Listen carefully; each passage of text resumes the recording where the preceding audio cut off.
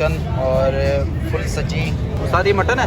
जी ये मटन है, ये चिकन है, ये पीछे है। ये मटन हो गया, मटन कढ़ाई यहाँ पे, अपना ही जानवर। और ये है फ़िश।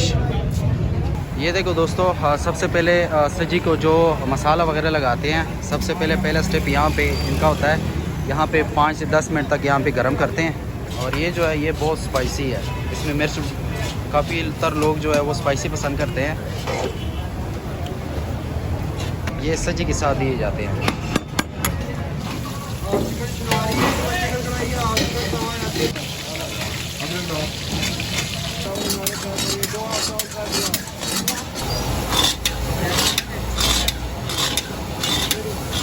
ये देखो दोस्तों, ये तैयार हो